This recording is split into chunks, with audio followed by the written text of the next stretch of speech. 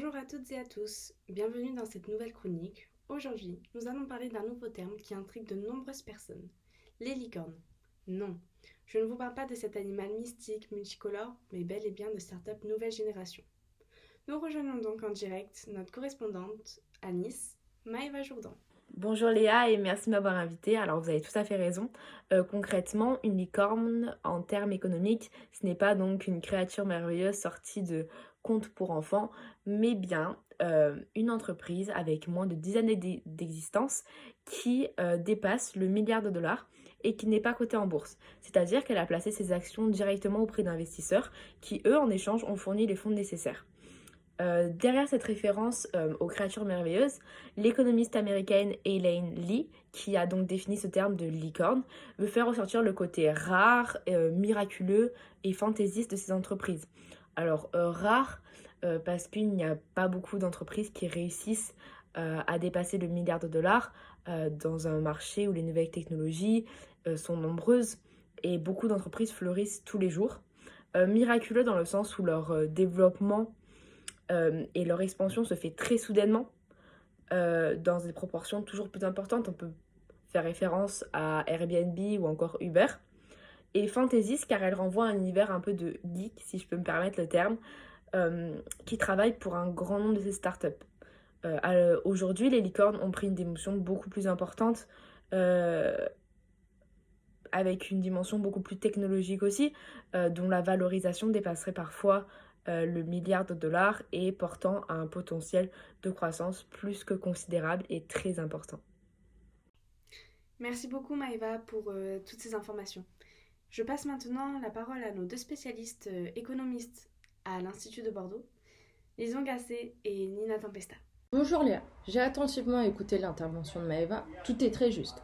En revanche, au-delà du côté féerique qu'elles entrevoient, se trame en réalité une guerre sans merci, car depuis 2013, ces créatures merveilleuses sortent de la Silicon Valley pour conquérir le monde entier avec leurs innovations.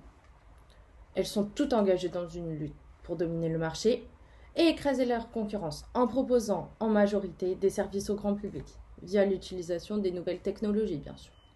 Si pour certaines licornes l'histoire est belle, d'autres s'écrasent en plein vol et emportent avec elles tous les investissements réalisés. Les startups françaises sont susceptibles de devenir des championnes internationales dans ce domaine. Cependant, elles souffrent du manque d'investisseurs capables d'investir plusieurs dizaines, voire plusieurs centaines de millions d'euros dans leur tour de table. Pourquoi la France peine-t-elle à faire émerger des licornes alors que nous sommes propices à devenir les leaders du marché des startups? Comment nos concurrents arrivent-ils à attirer des investisseurs? Alors, de nombreux facteurs peuvent entrer en jeu ici, par exemple le manque d'investisseurs.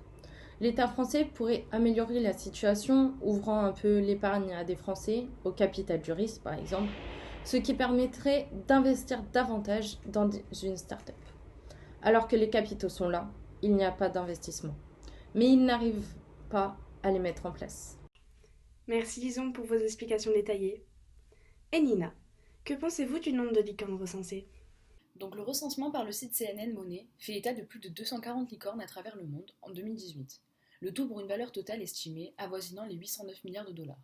Alors qu'elles n'étaient entre guillemets que 82 en 2015, leur nombre a été multiplié par 3 en 6 ans. On estime que la nouvelle vague des licornes est très différente de la première génération, par exemple avec Uber, Airbnb, qui grâce à leur dimension grand public et utile au plus grand nombre, sont devenues des firmes valorisées à des dizaines de milliards de dollars. Pour les générations futures, la dimension défendue est plus ancrée dans le monde professionnel et dans la transformation de l'économie, en s'adressant à une cible plus spécialisée, voire directement professionnelle. Merci à vous pour votre intervention et merci à vous, chers téléspectateurs, de nous avoir suivis. Et rendez-vous la semaine prochaine pour une nouvelle chronique économique.